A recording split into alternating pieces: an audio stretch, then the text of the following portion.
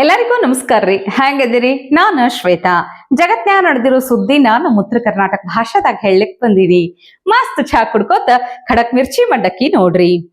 ನೀನೇ ಸಾಕಿದ ಗಿಣಿ, ನಿನ್ನ ಮುದ್ದಿನ ಗಿಣಿ ಹದ್ದಾಗಿ ಕುಕ್ಕಿತಲ್ಲೋ, ನಿನ್ನ ಹದ್ದಾಗಿ ಕುಕ್ಕಿತಲ್ಲೋ. ದಾವಣಗೆರೆ ದಕ್ಷಿಣ ಕ್ಷೇತ್ರದ ಉಪ ಚುನಾವಣೆ ದೊಡ್ಡ ಗದ್ಲಾನೇ ಎದ್ದು ಬಿಟ್ಟೈತಿ. ಅವ್ರು ಬಹಳ ಸ್ಪಷ್ಟ ಹೇಳಿಕತ್ತಾರ. ಮೊದಲು ಅವ್ರ ಮಾತು ಕೇಳಿಸ್ಕೊಂಡ್ ಬಿಡ್ರಿ ನೀವು. ಅಕಸ್ಮಾತ್ ಏನಾದ್ರೂ ಕಾಂಗ್ರೆಸ್ ಪಕ್ಷದಿಂದ ಈ ಸಲ ಅಲ್ಪಸಂಖ್ಯಾತರ ಟಿಕೆಟ್ ಕೊಡ್ಲಿಲ್ಲ ಅಂತ ಹೇಳಿದ್ರೆ ಇದರ ಪರಿಣಾಮ ಈ ಚುನಾವಣೆ ಅಲ್ಲದೆ ಮುಂಬರುವ 2028ರ ಎಲ್ಲ ಚುನಾವಣೆಯಲ್ಲಿ ನಮ್ಮ ಮುಸಲ್ಮಾನ್ ಬಂದವರು ಕಾಂಗ್ರೆಸ್ ಪಕ್ಷಕ್ಕೆ ಯಾರು ಕೂಡ ವೋಟ್ ಹಾಕಲ್ಲ. ಇದು ಸತ್ಯ. ಇದು ಈಗ 500 ರೂಪಾಯಿ ವಿಚಾರ ಮಾತಾಡಿದ್ರೆ ಕಾಂಗ್ರೆಸ್ ಕಾರ್ಯಕರ್ತರ ಅಲ್ಲ, ನಮ್ಮರೇ ಸರ್. ಅದು ನಮ್ಮರೇ ಒಬ್ರು ಅಲ್ಲಿ ಹಿಂದವ್ರಿಗೆ ಟಿಕೆಟ್ ಕೊಡ್ರಿ ಅಂತ ಹೇಳ್ಬೇಕಾದ್ರೆ ಇನ್ನೊಬ್ರು ಇಲ್ಲ ಸಮರ್ಥಿಗೆ ಟಿಕೆಟ್ ಕೊಡ್ರಿ ಅಂತ ಹೇಳೋರು ಇಬ್ಬರ ಮಧ್ಯದಲ್ಲಿ ಕ್ರಾಶ್ ಆಗಿ ನೀವೇನು 500 ರೂಪಾಯಿ ಕೊಟ್ರೆ ನಮ್ಮ ಕಡೆ ಬರ್ತೀರ ಅಂತ ಯಾರು ಹೇಳಿದಾರಂಥದ್ದು. ಅದಕ್ಕೆ ನಮ್ಮ ಮತ್ತೆ ಬೇರೆ ಎಲ್ಲರೂ ಸಿಟ್ಟಾಗಿ ಗಲಾಟೆ ಮಾಡಕ್ಕೆ ಹೋಗಿದ್ದಾರೆ. ಇದು ಸರ್, ಯಾರು ಕೂಡ ದುಡ್ಡಾಗ್ಲಿ ಅದಾಗ್ಲಲ್ಲ, ನಮ್ಮೊಂದು ಸಮಾಜ 35 ವರ್ಷದಿಂದನೂ ಕೂಡ ನಾವು ತ್ಯಾಗ ಮಾಡ್ಕೊಂತ ಬಂದಿದ್ದೀವಿ ಈ ನಮ್ಮ ದಾವಣಗೆರೆ ದಕ್ಷಿಣಕ್ಕೆ. ಈ ಸಲ ನಾವು ನಮ್ಮ ಅಲ್ಪಸಂಖ್ಯಾತರಿಗೆ ಟಿಕೆಟ್ ಕೇಳ್ತಾ ಇರೋದು ತಪ್ಪ? ನಾವಾಗಲಿ ಇವತ್ತು ನಾವು ನಮ್ಮ ಮನೆಗೆಲ್ಲ ಕೇಳ್ತಾ ಇರೋದು ಅಲ್ಪಸಂಖ್ಯಾತರಿಗಾಗಲಿ ಹಿಂದ ಹೊರಗೆ ಯಾರಿಗಾದ್ರೂ ಟಿಕೆಟ್ ಕೊಡಲಿ. ಮುಂದಿನ ದಿನಗಳಲ್ಲಿ ಬೇರೆಯವರು ಈ ಸಮಾಜದಿಂದ ಬೇರೆ ಸಮಾಜದಿಂದ ಎಲ್ಲ ಶಾಸಕರಾಗ್ತಾರೆ, ಒಂದು ಸಮಾಜಕ್ಕೆ ನ್ಯಾಯ ಬರ್ತದಂತ ನಾವು ಕೇಳ್ತಾ ಇದ್ದೀವಿ. ಈ ಮನೆ ಕುಟುಂಬ ರಾಜಕೀಯ ಇಲ್ಲಿಗೆ ನಿಲ್ಲಬೇಕು. ಯಾಕಂತ ಹೇಳಿದ್ರೆ ಬಹಳಷ್ಟು ನಮ್ಮ ಸಮುದಾಯ ಎಲ್ಲ ಕೂಡ ಈ ಸಲ ಅಲ್ಪಸಂಖ್ಯಾತರಾಗಲಿ ಅಹಿಂದ ಸಮಾಜಕ್ಕೆ ಟಿಕೆಟ್ ಕೊಡಬೇಕಂತ ಕೇಳ್ತಾ ಇದ್ದಾರೆ. ನಮ್ಮ ಅಲ್ಪಸಂಖ್ಯಾತರು ಕೂಡ ಈ ಬಾರಿ ಟಿಕೆಟಿಗೆ ಅಪೇಕ್ಷೆನ ಬಿಟ್ಟಿದ್ದೀವಿ. ಟಿಕೆಟ್ ಸಿಕ್ಕಿದ್ರೆ ಓಕೆ, ಟಿಕೆಟ್ ಸಿಕ್ಕಲಿಲ್ಲ ಅಂತ ಹೇಳಿದ್ರೆ ನಮ್ಮ ಸಮಾಜ ಮುಂದಿನ ದಿನಗಳಲ್ಲಿ ಬೇರೆ ಪಕ್ಷಕ್ಕೆ ಓಟ್ ಹಾಕಿ ಸೋಲ್ಸೋದಂತೂ ಖಂಡಿತ. ಒಂದು ಅಲ್ಪಸಂಖ್ಯಾತರಿಗೆ ಟಿಕೆಟ್ ಕೊಡಬೇಕು ಅನ್ನೋ ಬೇಡಿಕೆ, ಮತ್ತೊಂದು ಕುಟುಂಬ ರಾಜಕಾರಣ ಇಲ್ಲಿಗೆ ನಿಂದಿರಬೇಕು ಅಂತನೂ ಹೇಳಲಿಕ್ಕತ್ತಾರ.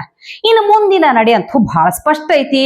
ಬ್ಯಾರೆ ಪಕ್ಷದವ್ರಿಗೆ ಓಟ್ ಹಾಕಿ ಕಾಂಗ್ರೆಸ್ ಪಕ್ಷನ ಸೋಲ್ಸೇ ಬಿಡ್ತೀವಿ ಅಂತ ಸೀದಾ ಹೇಳಲಿಕ್ಕತ್ತಾರ. ಏನ್ರಿ, ಏನು ಬಜೆಟ್ನ್ಯಾಗ ಅನುದಾನ ಬಿಡುಗಡೆ ಮಾಡಿದ್ದೀನು? ಏನ್ ಅಲ್ಪಸಂಖ್ಯಾತರಿಗೆ ಬ್ಯಾರೆ ಸಾಲಿ, ಬ್ಯಾರೆ ಕಾಲೇಜು, ಬ್ಯಾರೆ ಆಶ್ರಮ, ಏನ್ ಒಂದ ಎರಡ ಎಷ್ಟು ಮಾಡಿದ್ರಿ ಓಲೈಕೆ? ಅಂದ್ರೆ ಓಲೈಕೆ ಅನ್ನೋದು ಕುತ್ತಿಗೆಗೆ ಕುಣಿಕೆ ಹೆಂಗಾಗ್ತದ ಅನ್ಲಿಕ್ಕ ಇದು ಒಂದು ಉದಾಹರಣೆ ಅಂತ ಹೇಳಬಹುದು.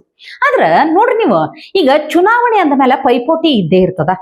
ಅಲ್ಲಿನ ಸ್ಥಳೀಯ ಮುಖಂಡರಾಗಿರ್ಬಹುದು, ಪ್ರಭಾವಿ ನಾಯಕರಾಗಿರಬಹುದು, ಅವ್ರಿಗೂ ಎಲೆಕ್ಷನ್ ಆಗಿ ನಿಂದಿರ್ಬೇಕು ಅನ್ನೋ ಆಸೆ ಇರ್ತೈತಿ, ಗೆಲ್ಲಿ ಬರಬೇಕು ಅನ್ನುವಂಥ ಒಂದು ಹಪಹಪಿ ಇರ್ತೈತಿ, ಎಲ್ಲಾ ಇರ್ತೈತಿ. ದಾವಣಗೆರೆ ದಕ್ಷಿಣ ಕ್ಷೇತ್ರದ ಟಿಕೆಟ್ ಸಲುವಾಗಿ ಬಿಜೆಪಿದಾಗೂ ಮನಾರ ಪೈಪೋಟಿ ಎದ್ದಿತ್ತು. ಸ್ಥಳೀಯ ಪ್ರಭಾವಿ ನಾಯಕರಾದಂಥ ಅಜಯ್ ಕುಮಾರ್ ಅವರ ಹೆಸರು ಕೇಳ ಬಂದಿತ್ತು. ಆದ್ರೆ ಹೈಕಮಾಂಡ್ ಫೈನಲ್ ಆಗಿ ಶ್ರೀನಿವಾಸ್ ಟಿ ಅವರನ್ನ ಬಿಜೆಪಿ ಅಭ್ಯರ್ಥಿಯಾಗಿ ಟಿಕೆಟ್ ಕೊಟ್ಟದು.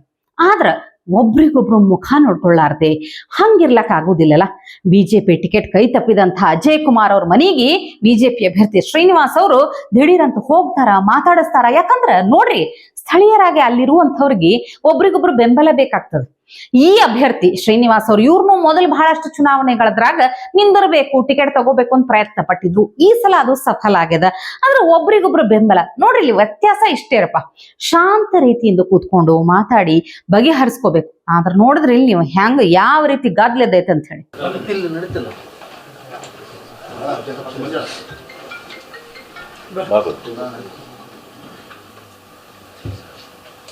ಗಿಡ ಹಚ್ಚ ಕಳ್ಸ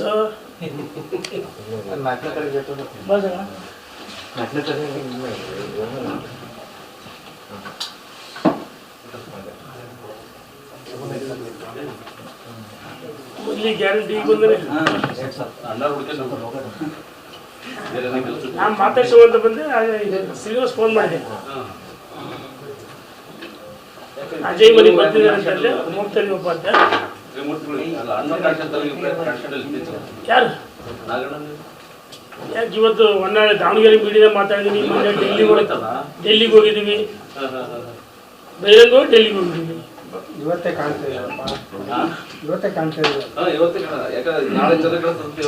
ಈ ಅಷ್ಟು ಸಮಾಧಾನ ಎಲ್ಲಿಂದ ಬರ್ಬೇಕು ಹೇಳ್ರಪ್ಪ? ಇವರ ನಾಯಕರದಾರಲ್ಲ, ರೋಲ್ ಮಾಡೆಲ್ ರಾಹುಲ್ ಗಾಂಧಿ. ನಾ ಇಷ್ಟು ದಿನ ಹೇಳ್ತಿದ್ದೆ ಇವರು ರಾಜಕೀಯದಾಗ ಇರಬಾರ್ದಾಗಿತ್ತು, ಸ್ಟ್ಯಾಂಡ್ ಅಪ್ ಕಾಮಿಡಿಯನ್ ಆಗಿರ್ಬೇಕಾಗಿತ್ತು ಅಂತ. ಆದ್ರ ಇಲ್ಲ, ರಾಜಕಾರಣದಾಗ ಇಂಥವ್ರೊಬ್ರು ಇರ್ಲೇಬೇಕು, ರಾಹುಲ್ ಗಾಂಧಿ ಅಂತವ್ರು. ಹಂಗ್ ಹೇಳಕ್ಕೂ ಒಂದು ಕಾರಣ ಐತಿ, ಹೇಳ್ತೀನಿ ಕೇಳ್ರಿ. ಇವರು ಕೆಲವೊಂದು ಅಡ್ಡಬಾಯಿ ಹಾಕದಾಗ ಅದೆಲ್ಲ ಉಲ್ಟಾ. ಒಂದು, ರಾಹುಲ್ ಗಾಂಧಿ ಏನಾರ ಉಲ್ಟಾ ಪಲ್ಟಾ ವಿಚಿತ್ರವಾಗಿ ಮಾತಾಡಿ ನಗಸ್ತಾರ. ಇಲ್ಲಂದ್ರ ರಾಹುಲ್ ಗಾಂಧಿ ಮಾತಾಡಿದ್ದೆಲ್ಲ ಉಲ್ಟಾ ಪಲ್ಟಾ ಆಗಿ ಮಂದಿ ನಗುವಂಗ ಆಗ್ಬಿಡ್ತದ. ಈಗ ನೋಡ್ರಿ, ಫಾರ್ ಎಕ್ಸಾಂಪಲ್, ಭಾರತದ ಎಕಾನಮಿ ಡೆಡ್ ಎಕಾನಮಿ ಅಂತ ಅಂದ್ಬಿಟ್ರು. ಅದೇ ನೋಡ್ರಿ, ಬೇರೆ ರಾಷ್ಟ್ರದ ಅಧ್ಯಕ್ಷರಾಗಿರ್ಬೋದು, ಪ್ರಧಾನಿಗಳಾಗಿರ್ಬೋದು, ನಮ್ಮ ಭಾರತದ ಆರ್ಥಿಕ ಪ್ರಗತಿಯನ್ನ ನೋಡಿ ಹಾಡಿ ಹೊಗಳಿಬಿಟ್ರು. ಹೌದಾ? ಇನ್ನು ಈಗಿನ LPG ಸಮಸ್ಯೆನೆ ತಗೊಂಡು, ಗ್ಯಾಸ್ ಅನ್ನೋದು ದೊಡ್ಡ ಪ್ರಾಬ್ಲಮ್ ಆಗ್ತೈತಿ ಅಂತ ಅಂದಿದ್ದೆ ತಡ ಆ ಸಮಸ್ಯೆ ಬಗೆಹರಿಲಿಕ್ಕೆ ಶುರು ಆಯ್ತು. ಅಷ್ಟೇ ಅಲ್ಲ, ಒಂದು ಹಳಿ ವಿಡಿಯೋ ವೈರಲ್ ಆಗ್ಲಿಕ್ಕತ್ತದ ಈಗ. ಅಯೋಧ್ಯೆ ರಾಮ ಮಂದಿರ ಉದ್ಘಾಟನೆ ಆಗಿದ್ದ ಟೈಮ್ ನೆನಪೈತ್ಯಾ ನಿಮ್ಗ? ರಾಹುಲ್ ಗಾಂಧಿ ಆಡಿದಂಥ ಒಂದು ಮಾತು, ನಿಮಗಲ್ಲಿ ರಾಷ್ಟ್ರಪತಿ ದ್ರೌಪದಿ ಮುರ್ಮು ಅವರ ಮುಖ ಕಾಣತೇನು, ಕಾಣಿಸುತ್ತೇನೆ ನಿಮಗ? ಇಲ್ಲ, ಯಾಕಂದ್ರ ನೀವು ರಾಷ್ಟ್ರಪತಿಯರೇ ಆಗಿರ್ಲಿ ಏನರೇ ಆಗಿರ್ಲಿ, ನೀವು ಆದಿವಾಸಿಗಳಿದ್ರಿ, ನೀವು ಬರಬಾರ್ದು ಅಂತ ಹೇಳಿದ್ರಂತ.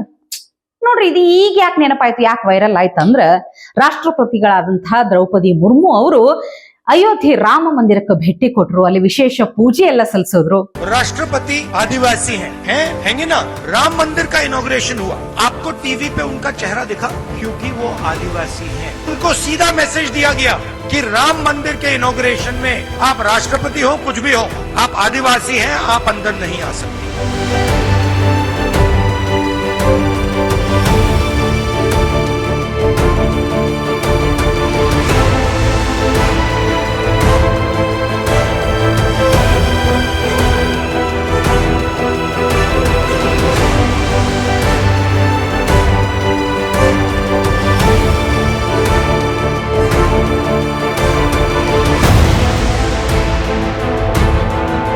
ಅಷ್ಟೇ ಅಲ್ರಿ, ವೃಂದಾವನದಾಗ ಪೂಜ್ಯ ಸಂತ ಪ್ರೇಮಾನಂದಜಿ ಮಹಾರಾಜರನ್ನ ಭೇಟಿಯಾದ್ರು. ಅವರು ಶ್ರೀಹಿತ್ ರಾಧಾ ಕೇಲಿ ಕುಂಜ ಆಶ್ರಮಕ್ಕೂ ಭೇಟಿ ಕೊಟ್ರು, ಅಲ್ಲಿ ಅವರ ಆಶೀರ್ವಾದ ತಗೊಂಡ್ರು. ಅಷ್ಟೇ ಅಲ್ಲ, ಅಲ್ಲಿ ಒಂದು ಸಂಕ್ಷಿಪ್ತ ಆಧ್ಯಾತ್ಮಿಕ ಸಂವಾದ ಇತ್ತು, ಅದನ್ನೂ ನಡೆಸಿದ್ರು. ಖುಷಿ ಆಗ್ತದ ಇಂಥ ದೃಶ್ಯಗಳನ್ನ ನೋಡ್ಲಿಕ್ಕೆ. ಮತ್ತೆ ಹಿಗ್ಗಾಗ್ತದ ನೋಡ್ರಿ.